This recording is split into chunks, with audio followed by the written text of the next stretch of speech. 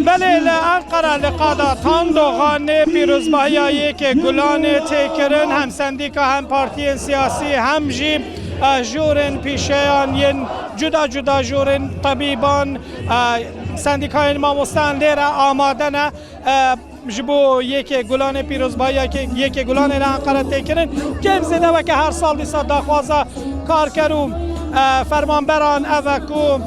موچه انوان بینه باش کرن رو شوان یا کار بیته باش کرن هرچند در روز کار کردن علی بگوان پارتی سیاسی جشنگیری دیدن و میتینگ و آهنگ جهبه هیا دم پارتی هیا دمه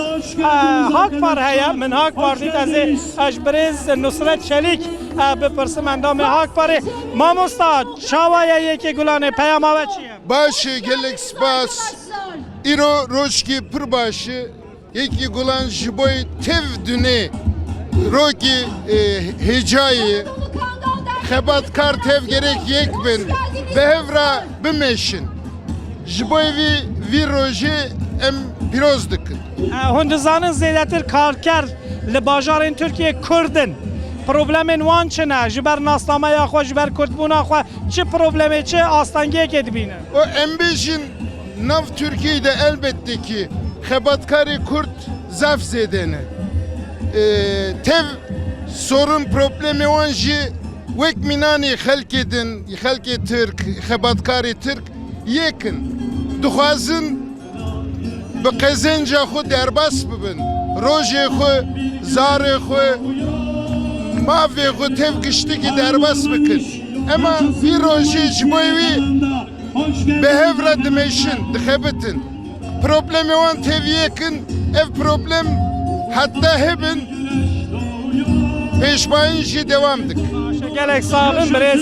Nusret Çelik bu Hak Parti ve Kemegut Hak Parti یک جوان پارتی سیاسی کو بجنار بو یلره دم پارتیه CHP'ye TKP'ye MHP'ye SDP'ye ÖDP'ye parti zeletir partiyen Cephe Sosyalistyen Türkiye'li beli ve Kemegut Hak Parti dem partiyen Kurdan Karkeli Kurdu Türkuş PKT indi liqada tan doğanı Ankara بستران و موسیقی یکی گلان پیروز دکن کوما باجر یا کردی در کوسر صحنه ده کنسر که پیشکش بکه ستران کردی و ترکی و زمان اندی تینا گوتن و که هر سال انقره دیسا بجوشه که مزن یکی گلان تی پیشوازی کرد